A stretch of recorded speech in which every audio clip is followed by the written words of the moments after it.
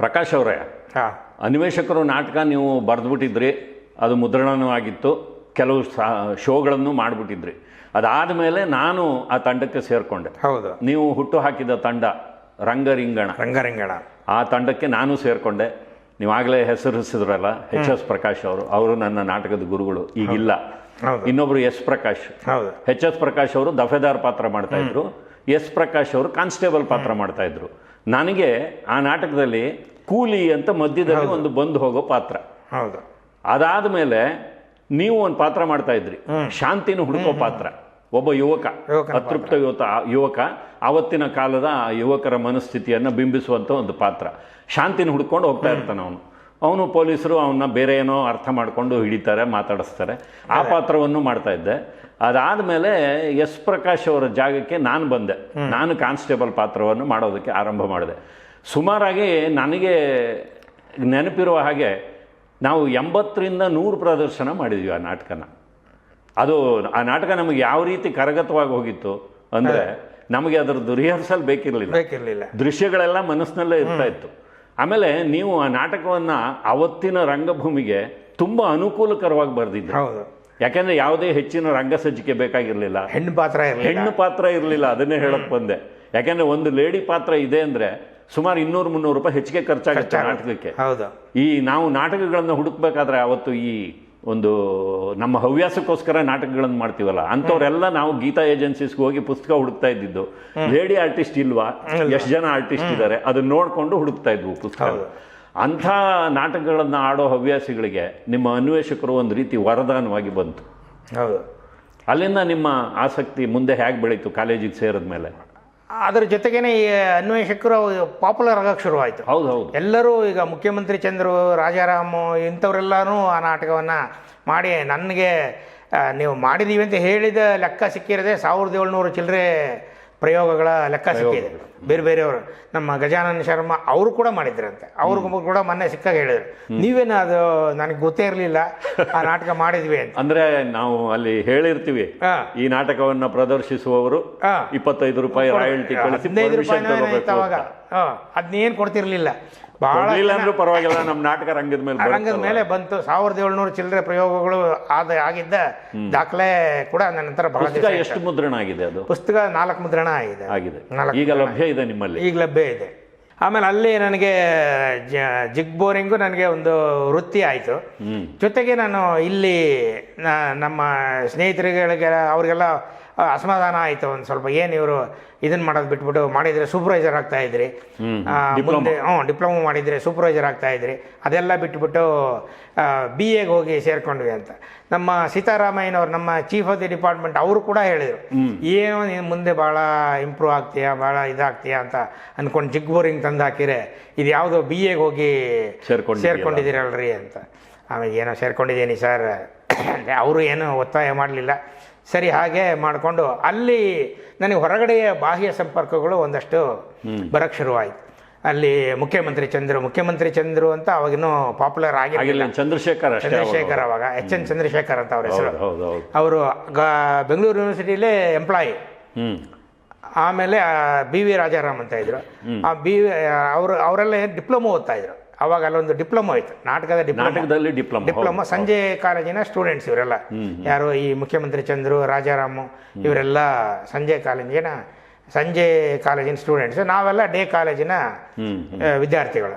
So ನಾವೆಲ್ಲ ಅಲ್ಲಿ ನನಗೆ ಹೊರಗಡೆಯ ಪ್ರಪಂಚ ಎಲ್ಲ ಒಂದು ಸ್ವಲ್ಪ ಪರಿಚಯ ಶುರುವಾಯಿತು. ಹಾಗಾಗಿ ನಾಟಕ ರಂಗಭೂಮಿ ಹೆಚ್ಚು ನನಗೆ ಇನ್ನೂ ವ್ಯಾಪಕವಾಗಿ ಪರಿಚಯ ಆಗಕ್ಕೆ ಶುರುವಾಯಿತು. ಹಾಗೆ ಡಿಗ್ರಿನ ಮುಗಿಸಿದೆ. ಇನ್ನು ಒಂದು ವಿಶೇಷ ಅಂದರೆ, ನನಗೆ ಕನ್ನಡ ಪಾಠ ಮಾಡೋದಕ್ಕೆ ಅಲ್ಲಿ ಇವರು ಬರೋರು, ಬರಗೂರು ರಾಮಚಂದ್ರಪ್ಪ, ಕಾಳೇಗೌಡ ನಾಗವರ, ನಮಗೆ ಮೇಷ್ಟ್ರುಗಳು ಇರಲಿಲ್ಲ. ಅದರಿಂದ ಬೆಂಗಳೂರು ಯೂನಿವರ್ಸಿಟಿಯಿಂದ ಅತಿಥಿ ಉಪನ್ಯಾಸಕರು ಅಂತ ಕರೆಸೋರು. ಅವರೆಲ್ಲ ಬರೋರು, ಸುಮತೀಂದ್ರ ನಾಡಿಗು ಇವರೆಲ್ಲ ಬರೋರು, ಹಂಪ ನಾಗರಾಜಯ್ಯ ಅವರೆಲ್ಲ. ಆಮೇಲೆ ಅಲ್ಲೊಂದು ಸ್ವಾರಸ್ಯಕರ ಘಟನೆ ಒಂದಿತ್ತು. ಏನು ಅಂದರೆ, ಒಬ್ಬರು ನಮ್ಮ ಮೇಷ್ಟ್ರಿದ್ದರು. ಅವರು ಫಸ್ಟ್ ಇಯರ್ ಡಿಗ್ರಿ ಮುಗೀತು, ಪಾಸಾಯಿತು. ಸೆಕೆಂಡ್ ಇಯರ್ ಡಿಗ್ರಿಗೆ ನಾನು ಸುಮ್ಮನೆ ಇರಲಾರ್ದೆ ಅವ್ರ ಕ್ಲಾಸ್ಗೆ ಹೋಗ್ಬಿಟ್ಟಿದ್ದೆ. ಅವತ್ತೇನೋ ಫ್ರೀ ಆಗಿದ್ದೆ ಅಂತ ಹೇಳಿ ಕ್ಲಾಸ್ಗೆ ಹೋದೆ. ಆಮೇಲೆ ಅವರು, ಯಾರು ನೀನು ಅಂತ ಕೇಳಿದ್ರು. ಆಮೇಲೆ ನಾನು ಸೆಕೆಂಡ್ ಇಯರ್ ಇದು ಸರ್ ಕನ್ನಡ ಸ್ಟೂಡೆಂಟು. ರಂಗಭೂಮಿಯಲ್ಲಿ ಕನ್ನಡವೂ ಇತ್ತು, ಅದು ಕನ್ನಡ ಸ್ಟೂಡೆಂಟು. ಲಾಸ್ಟ್ ಇಯರ್ ನಾನು ನೋಡೇ ಇಲ್ವಲ್ಲ ನಿನ್ನ, ಮತ್ತು ನಾನು ಕ್ಲಾಸ್ಗೆ ಬರ್ತಿರ್ಲಿಲ್ಲ. ಇಲ್ಲ ಸರ್ ಬಂದಿಲ್ಲ, ಬಾಯಿಲ್ಲಿ ಅಂತೇಳಿ ಸೀದಾ ನಮ್ಮ ರಂಗನಾಥ್ ಅವ್ರ ಹತ್ರ ಕರ್ಕೊಂಡು ಹೋದ. ನನ್ನ ಕ್ಲಾಸ್ಗೆ ಇಡೀ ವರ್ಷ ಬಂದಿಲ್ಲ, ಈ ವರ್ಷ ಬಂದಿದ್ದಾನೆ ನೋಡಿ ಇವನು ಏನಂತ. ಅವ್ರಿಗೂ ಸಿಟ್ಟು ಬಂದ್ಬಿಡ್ತಾರೆ ರಂಗನಾಥ್ಗೆ. ಆಮೇಲೆ ಅದು ಯಾಕೆ ಹೋಗಿಲ್ಲ ಏನು ಅಂತ ಹೇಳಿ. ಆಮೇಲೆ ಅವ್ರು ಹಿಂದೆಲೇ ಗೊತ್ತಿತ್ತಲ್ಲ ನಾನು ಕೆಲಸ ಮಾಡ್ಕೊಂಡು ಓದೋದು. ಆಮೇಲೆ ನಾನು ವಿಚಾರಿಸ್ತೀನಿ ಬಿಡಿ ಸರ್ ಅಂತ ಹೇಳಿ ಕಳಿಸಿದ್ರು. ಆಮೇಲೆ ನಮ್ಮ ಬೇರೆ ಕನ್ನಡದ ವಿದ್ಯಾರ್ಥಿಗಳನ್ನ ಎಲ್ಲರನ್ನೂ ಕರೆಸಿಬಿಟ್ಟು ಎಲ್ಲ ಕುತ್ಕೊಳ್ಳಿ ಅಂತ ಹೇಳ್ಬಿಟ್ಟು, ಇವನು ಲಾಸ್ಟ್ ಇಯರಿಂದ ಕ್ಲಾಸಿಗೆ ಬಂದಿಲ್ಲ ಅಂತೆ, ನಿಜಾನಾ ಅಂತ ಕೇಳಿದೆ. ಹೌದು ಸರ್ ಅಂತ. ಆಮೇಲೆ ಎಷ್ಟು ಫಸ್ಟ್ ಇಯರ್ದು ಎಷ್ಟು ನಿನ್ನ ಮಾರ್ಕ್ಸು? ನಂದು 67 ಸರ್ ಅಂತ. ನಿಮ್ದೆಷ್ಟು ರೀ ಅಂತ. ಎಲ್ಲ 50ಕ್ಕಿಂತ ಕಡಿಮೆನೆ. ನಂದೇ ಹಾಂ ಕ್ಲಾಸಿಗೆ ಬರ್ದೇ ಇದೆ. ಆಮೇಲೆ ರಂಗನಾಥ್ ಹೇಳಿದರು, ಕ್ಲಾಸಿಗೆ ಬರದೆ ಭಾಳ ಒಳ್ಳೆ ಕೆಲಸ ಮಾಡಿದೆ ನೀನು, ಬಂದಿರಿ ನಿನಗೂ 50 ಕಡೆ ಇದು ಬಂದಿರೋದು ಅಂತೇಳಿ ರಂಗನಾಥ್ಗೆ ಭಾಳ ಖುಷಿ ಆಗೋಯ್ತು.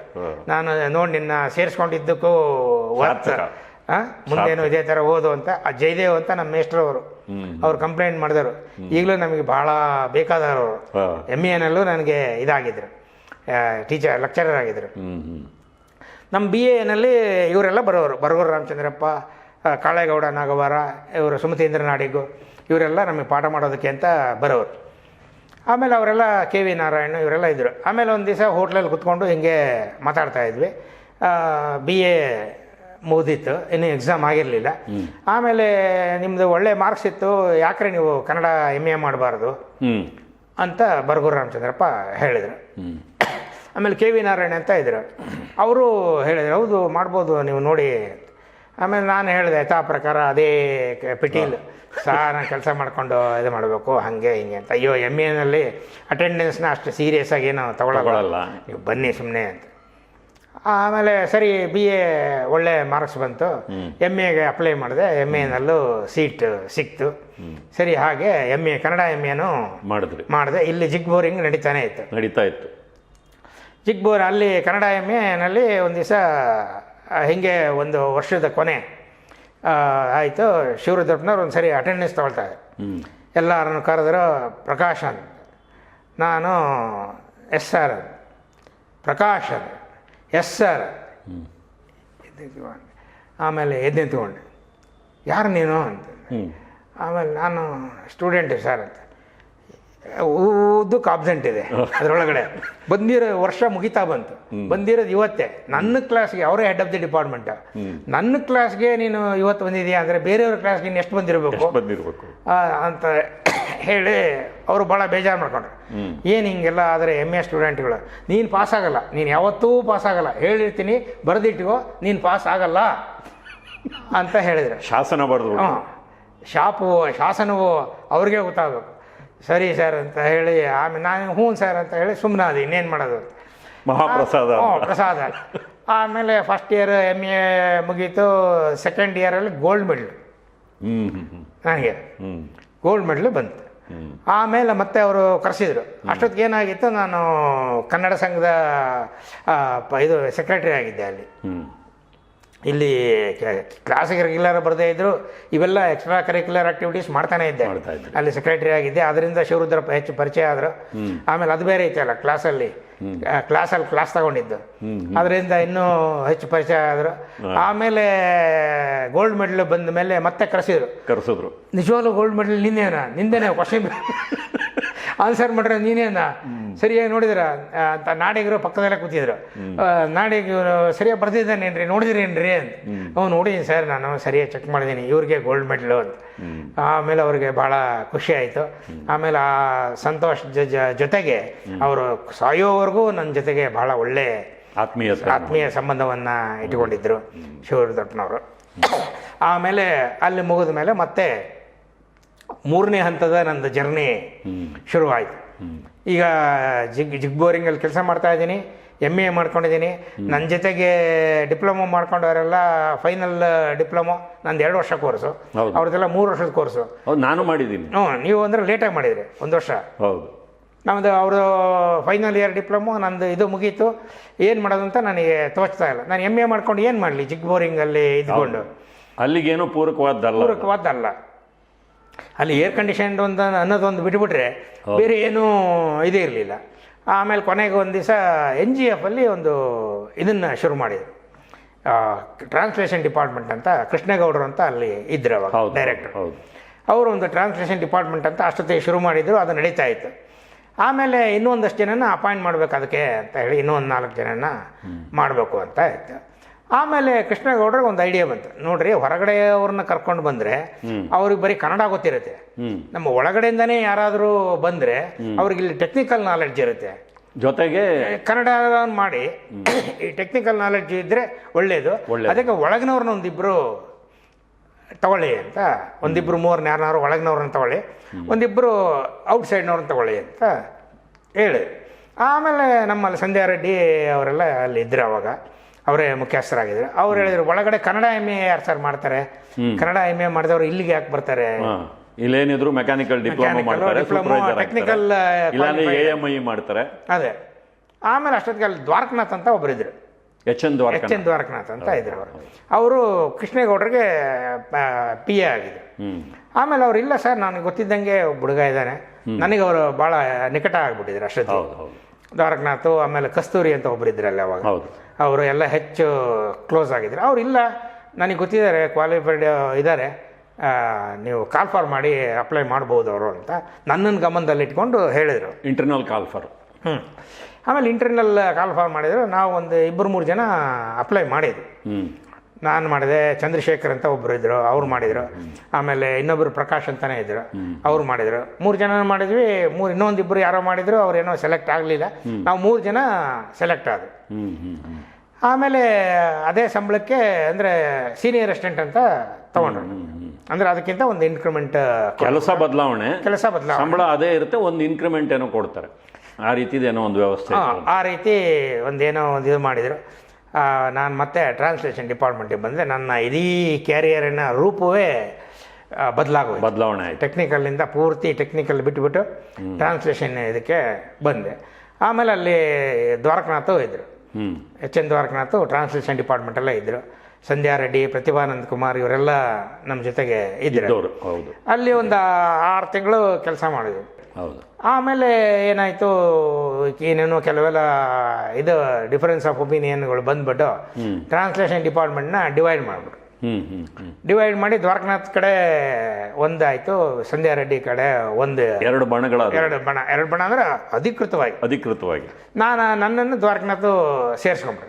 ಈಗ ಒಬ್ಬನೇ ನಾನು, ದ್ವಾರಕನಾಥ್ ಒಂದು ಗುಂಪಾಯಿತು. ಇನ್ನು ಉಳಿದವರೆಲ್ಲ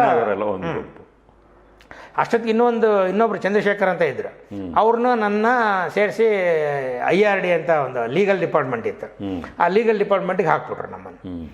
ಆಮೇಲೆ ಮತ್ತೆ ಒಂದಷ್ಟು ದಿವಸ ಅಲ್ಲಿದ್ವಿ. ಆಮೇಲೆ ಆ ಲೀಗಲ್ ಡಿಪಾರ್ಟ್ಮೆಂಟಿಂದ ಚಂದ್ರಶೇಖರ್ನ ಬಿಟ್ಟುಬಿಟ್ರು. ನನ್ನ ತಗೊಂಡೋಗಿ ಪಬ್ಲಿಕ್ ರಿಲೇಷನ್ಸ್ ಡಿಪಾರ್ಟ್ಮೆಂಟ್ಗೆ ಹಾಕಿ ಮ್ಯಾಗ್ಝೈನ್ ನೋಡ್ಕೊಳ್ಳೋದು ಅಂತ, NGF ವಾಣಿ ಅಂತ ಒಂದು ಪತ್ರಿಕೆ ಬರ್ತಾಯಿತ್ತು. ಹಾಗೆ ಅಲ್ಲಿಗೆ ನಾನು ಪತ್ರಿಕೆ ನೋಡ್ಕೊಳ್ಳೋದಕ್ಕೆ ಸಹ ಸಂಪಾದಕ ಆಗಿ ಅಲ್ಲಿಗೆ ಬಂದೆ. ಅಲ್ಲಿ ಈರಪ್ಪ ಅಂತ ಒಬ್ಬರು ಇದ್ರೆ ಹೆಡ್, ಅವ್ರ ಕೆಳಗೆ ದ್ವಾರಕನಾಥ್ ಇದ್ದರು, ಅವ್ರ ಕೆಳಗೆ ನಾನು ಕೆಲಸ ಮಾಡಿಕೊಂಡು ಇದ್ದೆ. ಅಲ್ಲಿಗೆ ನನ್ನ ಕೆರಿಯರಿನ ಸ್ವರೂಪನೇ ಬದಲಾಗ್ತಾ ಹೋಯ್ತು, ಮತ್ತೆ ಬದಲಾಯಿತು. ಟ್ರಾನ್ಸ್ಲೇಷನ್ ಡಿಪಾರ್ಟ್ಮೆಂಟಿಂದ ಮತ್ತೆ ಪಬ್ಲಿಕ್ ರಿಲೇಷನ್ಗೆ ಬದಲಾಗೋಯ್ತು. ಹೆಂಗೂ ಪಬ್ಲಿಕ್ ರಿಲೇಷನ್ಸ್ಗೆ ಬಂದಿದ್ದೀನಲ್ಲ ಅಂತ ಅಂದ್ಕೊಂಡು ನಾನು ಹೋಗಿ ಪಬ್ಲಿಕ್ ರಿಲೇಷನ್ ಕೋರ್ಸ್ಗೆ ಸೇರಿಕೊಂಡೆ. ಆಮೇಲೆ ಇಲ್ಲಿ ದ್ವಾರಕನಾಥ್ ಒಂದು ಆಕ್ಸಿಡೆಂಟಲ್ಲಿ ತೀರು ಹೋಗ್ಬಿಟ್ರು. 92ನಲ್ಲಿ ತೀರು ಹೋಗ್ಬಿಟ್ರು. ಸ್ಕೂಟರ್ನಲ್ಲಿ ಹೋಗ್ತಾ ಇದ್ದಾಗ ಮೇಕ್ರಿ ಸರ್ಕಲ್ ವಾಹನ ಅವ್ರಿಗೆ ಡಿಕ್ಕಿ ಹೊಡೆದು ಅವರ ಪತ್ನಿ ಕೃಷ್ಣ ಗಲಗಲಿಯವರು ಇದ್ರು. ಅವರು ಬಚಾವಾದ್ರು, ಅವರು ಮಗು ಬಚಾವಾಯ್ತು, ಬಾಪ ಇವರು ತೀರು ಹೋಗ್ಬಿಟ್ರು. NGFನಲ್ಲಿ ಕೃಷ್ಣೇಗೌಡರ ಕಾಲದಲ್ಲಿ ಆಡಳಿತದಲ್ಲಿ ಕನ್ನಡ ಅಂತ ಕನ್ನಡವನ್ನು ತುಂಬಾ ಬಳಸಿದ್ದೆ NGF. ಹೌದು. ನೀವು ಅವಾಗ ಹೇಳಿದ್ರಲ್ಲ ಮೈಕೋಗಿ ಹೋಗಿದ್ರೆ ಒಳ್ಳೆ ಊಟ ಸಿಗೋದು ಅಂತ. ಅದು ಬಹುಶಃ ಹೊಟ್ಟೆಗೆ ಊಟ ಸಿಗ್ತಾ ಇತ್ತು. ಆದ್ರೆ NGF ಅಲ್ಲಿ ಇದ್ದಿದ್ರಿಂದ ನಿಮ್ಮ ಬೌದ್ಧಿಕ ಆಹಾರ ಬೇಕಾದಷ್ಟು ಸಿಗ್ತಲ್ಲ. ಈ ಎಮ್ಮೆ ಮಾಡ್ತಾನೆ ಇರಲಿಲ್ಲ ಅನ್ಸುತ್ತೆ ನಾನು ಅವಾಗ. ಅಲ್ಲಿ ಏನಾಯ್ತು, ದ್ವಾರಕನಾಥ್ ಹೋದ್ಮೇಲೆ ಪೂರ್ತಿ ಜವಾಬ್ದಾರಿ ನನಗೆ ಇದು ಮಾಡಿದ್ರು. NGF ವಾಣಿ ತರೋದು ಮತ್ತೆ ಸರ್ಕ್ಯುಲರ್ಗಳು ಬರೋದೆಲ್ಲ ಅನುವಾದ ಮಾಡಬೇಕಾಗಿತ್ತು. ಅದೆಲ್ಲ ಜವಾಬ್ದಾರಿ ನನಗೆ ಕೊಟ್ಟರು. ಇನ್ನೇನು ನಂದು ಫೈನಲ್ ಇದು ಪಬ್ಲಿಕ್ ರಿಲೇಷನ್ಸ್ ಕೋರ್ಸು ಮಾಡ್ತಾ ಇದ್ದೆ. ಅದೇನು ಅಂತಿಮ ಹಂತಕ್ಕೆ ಬಂದಿತ್ತು. ಅಷ್ಟೊತ್ತಿಗೆ ಒಂದು ದಿವಸ ಕಂಬಾರರಿಂದ ಫೋನ್ ಬಂತು. ಚಂದ್ರಶೇಖರ್ ಕಂಬಾರರು ಕನ್ನಡ ವಿಶ್ವವಿದ್ಯಾಲಯದ VC ಆಗಿದ್ರು. ಅಲ್ಲಿಂದ ಫೋನ್ ಬಂತು. ನಮ್ಮ ಯೂನಿವರ್ಸಿಟಿಗೆ ಅವಾಗ ತಾನೇ ಹೊಸದಾಗಿ ಶುರುವಾಗಿತ್ತು ಯೂನಿವರ್ಸಿಟಿ. ನಮ್ಮ ಯೂನಿವರ್ಸಿಟಿಗೆ ಸೇರ್ಕೊಳ್ತೀನಿ ಏನೋ ಅಂತ ನಮ್ಮ ಮೇಷ್ಟ್ರು ಕಂಬಾರರು ಕೇಳಿದರು. ನಾನು ಇಲ್ಲ ಸರ್ ಅಂತ. ನಾನು ಇಲ್ಲಿ ಎಕ್ಸ್ಪೀರಿಯನ್ಸ್ ಆಗಿರೋನು, ನಮಗೆ ಒಂದು ಮಧ್ಯಮ ವರ್ಗದವ್ರಿಗೂ ಒಂದು ಇದಿರುತ್ತೆ, ಎಲ್ಲಾರು ಒಂದು ಕಡೆ ಸೇರ್ಕೊಂಡ್ಬಿಟ್ರೆ ಆ ಜಾಗ ಬಿಟ್ಟು ಭಯ ಬದಲಾಗೋದಿಲ್ಲ, ಹೋದ್ರೆ ಕುರ್ಚಿ ಸಿಕ್ಕಲ್ಲ. ಆಮೇಲೆ ಹೊರಗಡೆ ಹೆಂಗೋ ಏನೋ ಇರೋದನ್ನ ಯಾಕೆ ಕಳ್ಕೋಬೇಕು, ಕಂಫರ್ಟ್ ಝೋನ್ ಇಲ್ಲಿ ಕಂಫರ್ಟ್ ಝೋನಲ್ಲಿ ಇರ್ತೀವಲ್ಲ ಅಂತ, ಬರೋದಿಲ್ಲ ಅಂತ ಹೇಳ. ನಾನು ಇಲ್ಲ ಅಂತಾನೆ ಹೇಳ್ಬಿಟ್ಟೆ. ಮತ್ತೆ ಅಲ್ಲಿ ಹೋಗಿ ಅದು ಹಂಪೇನಲ್ಲಿ ಇದ್ದುಕೊಂಡು ಯಾಕೆ ಬೇಕದು, ಇಲ್ಲಿ ಹೆಂಗೂ ಚೆನ್ನಾಗಿ ಸೆಟ್ಲ್ ಆಗಿದೆ, ಇಲ್ಲಿ ದೊಡ್ಡ ಫ್ಯಾಕ್ಟ್ರಿ, ತಣ್ಣಗಿರೋರು ಹಂಪಿ ಬಿಸಿಲಿಗೆ ಯಾಕೆ ಹೋಗ್ಬೇಕು ಅಂತ ಹೇಳಿ, ಇಲ್ಲ ಸರ್ ಆಗಲ್ಲ ಸರ್ ಅಂತ. ಸರಿ, ಒಂದು ತಿಂಗಳಾಯಿತು. ಮತ್ತೆ KV ನಾರಾಯಣ್ ಅಂತ ಇನ್ನೊಬ್ಬರು ಪ್ರೊಫೆಸರ್ ಇದ್ದಾರೆ, ಅವರೇ ನಮಗೆ ಮದುವೆ ಮಾಡಿಸಿದವರು ಅವರೇ. ಅವರು ಮತ್ತೆ ಅವರೊಂದು ಸರಿ ಫೋನ್ ಮಾಡಿದರು, ಕಂಬಾರು ಕರಿತಾ ಇದ್ದಾರೆ, ಒಂದು ಸಾರಿ ಬಂದು ಹೋಗ್ಬೇಕಂತೆ ಅಂತ ಹೇಳಿ. ನಾನು ಇಲ್ಲ ಸರ್ ಅಲ್ಲಿ ಕೆಲಸಕ್ಕೆ ಆದರೆ ನಾನು ಬರಲ್ಲ ಅಂತ ಹೇಳಿದೆ. ಇಲ್ಲ ಸುಮ್ಮನೆ ಬಂದು ಹೋಗ್ಬೇಕಂತೆ ಬಾ. ಸರಿ, ಸುಮ್ಮನೆ ಬಂದು ಹೋಗೋದು. ಆಮೇಲೆ ಎಲ್ಲರೂ ಮೇಷ್ಟ್ರುಗಳೇ ಅಲ್ಲಿ. ಕಂಬಾರ್ ಇದ್ದರು, ಕೀರಂ ನಾಗರಾಜ್ ಇದ್ದರು, HS ರಾಘವೇಂದ್ರ ರಾವ್ ಇದ್ದರು, KV ನಾರಾಯಣ ಇದ್ದರು, HS ಶ್ರೀಮತಿ ಇದ್ದರು, ಎಲ್ಲ ನಮ್ಮ ಮೇಷ್ಟ್ರುಗಳೇ. ಸರಿ ಬಂದು ಹೋಗೇನಂತೆ ಅಂತ ಹೇಳಿ ಒಂದು ದಿವಸ ರಜೆ ಹಾಕಿ ಅಲ್ಲಿಗೆ ಪಬ್ಲಿಕ್ ರಿಲೇಷನ್ಸಿಂದ ಅಲ್ಲಿಗೆ ಹೋದೆ. ಅಲ್ಲಿ ಹೋಗಿ ಕಂಬಾರನ್ನು ಭೇಟಿ ಮಾಡಿದೆ. ಬಂದ್ಯಾ ಬಾ ಅಂತೇಳಿ, ನಾರಾಯಣ ಕರಿಯ ಅಂದ್ರೆ KV ನಾರಾಯಣ್ ಅಂತ ಅಲ್ಲಿ ರಿಜಿಸ್ಟ್ರಾರ್. ಅವ್ರ ಸ್ಟೂಡೆಂಟ್, ಕಂಬಾರ ಸ್ಟೂಡೆಂಟ್ ಅವರು ಇವರಿಬ್ಬರು ನನಗೆ ಮೇಷ್ಟ್ರುಗಳು. ಆಮೇಲೆ ನಾರಾಯಣ್ ಬಂದರು. ನಾರಾಯಣ, ಇವನಿಗೊಂದು ಅಪಾಯಿಂಟ್ಮೆಂಟ್ ಆರ್ಡರ್ ಕೊಟ್ಟು ಕಳಿಸ್ಬಿಡಿ ಇವತ್ತು. ಬಂದಿದ್ದಾನೆ ಹಿಡ್ದಾಕ್ಬಿಡೋದು ಅಲ್ಲ, ಒಂದು ಇಂಟರ್ವ್ಯೂ ಇಲ್ಲ, ಒಂದು ಅಪ್ಲಿಕೇಶನ್ ಇಲ್ಲ, ಏನೂ ಇಲ್ಲ. ಒಂದು ಅಪ್ಲಿಕೇಶನ್ ಕೂಡ ಬರ್ಸ್ಕೊಳ್ಳಿಲ್ಲ ನನ್ನ ಹತ್ರ. ಒಂದು ಅಪಾಯಿಂಟ್ಮೆಂಟ್ ಆರ್ಡರ್ ಕೊಟ್ಬಿಡು ಇವ್ರಿಗೆ ಅಂತ. ಅವರು ನಾರಾಯಣ ಅಪಾಯಿಂಟ್ಮೆಂಟ್ ಆರ್ಡರ್ ಕೊಡ್ತಾನೆ, ಗೊತ್ತಾಯ್ತಲ್ವಾ, ನೀನು ಇವತ್ತೇ ರಿಪೋರ್ಟ್ ಮಾಡ್ಕೊಂಬಿಡು. ಮಾತಾಡಕ್ಕೆ ಏನು ಆಸ್ಪತ್ರೆ, ಸರಿ ಹೊರಡು ಅಂತ ಹೇಳಿ. ಕಂಬಾರದ್ದು ಭಾರಿ ಇದರಲ್ಲಿ ಗೌಡನ ಪಾತ್ರಗಳು ಬರ್ತಾವೆ ನೋಡಿ, ಅದು ಅವರೇ. ಜೋಕುಮಾರ ಸ್ವಾಮಿ ಮತ್ತು ಅವ್ರ ಪಾತ್ರಗಳಲ್ಲಿ ಭಾಳಷ್ಟು ಬರ್ತವೆ. ಅವರೆಲ್ಲ ಅವರೇ ಭಾರಿ ಇದು. ಸರಿ ಆಯಿತು. ನಾನು ಹೊರಗಡೆ ಬಂದು KV ನಾರಾಯಣ್ ಅವ್ರ ರೂಮಿಗೆ ಬಂದೆ. ನಾನು ಬಿಟ್ಬಿಡಿ ಸರ್ ದಯವಿಟ್ಟು, ನಾನು ಅಲ್ಲಿ ಪರ್ಮನೆಂಟ್ ಕೆಲಸದಲ್ಲಿದ್ದೀನಿ, ಇಲ್ಲಿ ಬಂದು ನಾನು ಇರೋಕ್ಕೆ ರೆಡಿ ಇಲ್ಲ. ನಮ್ಮ ಮಿಸಸ್ ಇಲ್ಲಿ ಕೆಲಸದಲ್ಲಿದ್ದರು, ಕಾಲೇಜ್ ಲೆಕ್ಚರರ್ ಆಗಿದ್ರು ಅವರು. ನಾನು ಇಲ್ಲಿ ಬಂದು ಇರೋಕ್ಕೆ ರೆಡಿ ಇಲ್ಲ, ನನ್ನ ಪಾಡಿ ನಾನು NGF ಅಲ್ಲಿ ಚೆನ್ನಾಗಿದ್ದೀನಿ, ಅಲ್ಲಿ ಬಿಟ್ಟು ಬರೋಕ್ಕಾಗಲ್ಲ. ಗೌರ್ಮೆಂಟ್ ಕೆಲಸದಲ್ಲಿ ಇದ್ಕೊಂಡು ಹೆಂಗೆ ಇದು ಮಾಡೋಕ್ಕಾಗತ್ತೆ ಅಂತ ಹೇಳಿದೆ. ಅದಕ್ಕೆ KV ನಾರಾಯಣ ಒಪ್ಕೊಂಡ್ರು. ಹೌದು, ಒಂದು ಗೌರ್ಮೆಂಟ್ ಕೆಲಸದಲ್ಲಿ ಇದ್ಕೊಂಡು ಇನ್ನೊಂದು ಕಡೆ ಗೌರ್ಮೆಂಟ್ ಕೆಲಸದಲ್ಲಿ ಸೇರ್ಕೊಳ್ಳೋದು ತಪ್ಪಾಗುತ್ತೆ. ನೀವೊಂದು ಕೆಲಸ ಮಾಡು, ನೀನು ಅಲ್ಲಿ ರಿಸೈನ್ ಮಾಡಿ ಬಂದ್ಬಿಡು. ರಿಸೈನ್ ಮಾಡಿ ಬಂದಮೇಲೆ ನಾನು ಅಪಾಯಿಂಟ್ಮೆಂಟ್ ಆರ್ಡರ್ ಇಶ್ಯೂ ಮಾಡ್ತೀನಿ ಅಂತ ಹೇಳಿ. ಆಮೇಲೆ ನಾನು ಇಲ್ಲ ಸರ್ ಅದು ಕಷ್ಟ ಆಗುತ್ತೆ, ಇಲ್ಲಿ ಬಂದು ಈರಪ್ಪಂಗೆ ಹೇಳಿದೆ, ಹಿಂಗೆ ಕಂಬಾರ ಕರಿತಾ ಇದ್ದಾರೆ, ಬಿಟ್ಟು ಹೋಗ್ಬೇಕಂತೆ. ಆಗಲ್ಲ, ಇಲ್ಲಿ ಯಾರು NGF ವಾಣಿ ನೋಡ್ಕೊಳ್ಳೋರು ಯಾರು, ಇದೆಲ್ಲ ಆಗಲ್ಲ ಅಂತ ಹೇಳ್ಬಿಡು ಅಂತ. ಆಮೇಲೆ ನಾನು ಆಗಲ್ವಂತೆ ಸರ್, ಇದು ನೋಡ್ಕೊಳ್ಳೋರು ಕನ್ನಡ ಗೊತ್ತಿರೋ ಯಾರಿಗೆ ಎಷ್ಟು ಜನಕ್ಕೆ ಗೊತ್ತಿದೆ ಇಲ್ಲಿ, ಅದಕ್ಕೆ ಅದು ಆಗಲ್ಲ, ಇದು ಹೇಳ್ಬಿಡಿ ಅವ್ರಿಗೆ ಅಂತ. ಆಮೇಲೆ ನಾನು ಹೇಳಿದೆ. ಆಮೇಲೆ ಇವರು ಕಂಬಾರ ವೀರಪ್ಪ ಮೊಯ್ಲಿ ಮುಖ್ಯಮಂತ್ರಿ ಅವಾಗ. ವೀರಪ್ಪ ಮೊಯ್ಲಿಗೆ ಹೇಳಿಸ್ಬೇಕನೇ, ವೀರಪ್ಪ ಮೊಯ್ಲಿಗಿಂತ ಗ್ರೇಟ ನಿಮ್ಮ ಈರಪ್ಪ. ನಾನು ಅವ್ರಿಗೆ ಹೇಳ್ತೀನಿ, ನೀನು ರಿಸೈನ್ ಮಾಡಿ ಬಂದ್ಬಿಡು ಅಂತ ವೀರಪ್ಪ ಮೊಯ್ಲಿಗೆ ಹೇಳಿ ಅವ್ರ ಆಫೀಸಿಂದ ಫೋನ್ ಬಂತು, ಅವ್ರನ್ನ ರಿಲೀವ್ ಮಾಡಿ ಅಂತ. ಸರಿ, ಮುಖ್ಯಮಂತ್ರಿಗಳ ಕಚೇರಿಯಿಂದ ಫೋನ್ ಬಂದಮೇಲೆ ಈರಪ್ಪ ಏನು ಮಾಡ್ತಾರೆ, ಅವರು ಹಾಳಾಗಿ ಹೋಗು ಅಂತ ಹೇಳಿ ಇನ್ನೊಂದು ಆಶೀರ್ವಾದ ಎಷ್ಟು ಹೇಳಿದ್ರು ಕೇಳ್ತಾ ಇಲ್ಲ. ಹಾಳಾಗೋಗು ಅಂತೇಳಿ ಅವರು NGF ಇಂದ ಅವರು ಆಮೇಲೆ ಪರ್ಸನಲ್ ಡಿಪಾರ್ಟ್ಮೆಂಟಿಗೆ ಬಂದೆ. ಅಲ್ಲಿ ಕೃಷ್ಣಪ್ಪ ಅಂತ ಒಬ್ರು ಇದ್ರು. ಅವ್ರು ಹೇಳಿದ್ರು, ಇನ್ನೊಂದು ವರ್ಷ ಕೆಲಸ ಮಾಡು, ನಿಂಗೆ ವಾಲಂಟ್ರಿ ಎಲಿಜಿಬಿಲಿಟಿ ಸಿಗುತ್ತೆ, ವಾಲಂಟ್ರಿ ರಿಟೈರ್ಮೆಂಟ್ ಆದರೂ ತಗೊಂಡು ಬೆನಿಫಿಟ್ಸ್ ತಗೋಬೋದು ಅಂತ. ಈ ಕಂಬಾರ್ ಏನು ಮಾಡಿದ್ರೆ ಒಪ್ಪಲೇ ಇಲ್ಲ, ಬಂದು ಬಿಡಬೇಕು, ಇವತ್ತೇ ರಿಪೋರ್ಟ್ ಮಾಡ್ಕೋಬೇಕು ಅಂತ. ಸರಿ, ಆಮೇಲೆ ರಿಸೈನ್ ಮಾಡಿ ಅಲ್ಲಿ ಬಂದು ಕನ್ನಡ ಯೂನಿವರ್ಸಿಟಿಯಲ್ಲಿ ಅಪಾಯಿಂಟ್ಮೆಂಟ್ ಅಲ್ಲಿಗೆ ನಿಮ್ಮ NGF ಋಣ ಮುಗೀತು. ಅಲ್ಲಿ ಮುಕ್ತಾಯ ಆಯ್ತು. ಹೊಸ ಜೀವನ ಆರಂಭ ಆಯಿತು.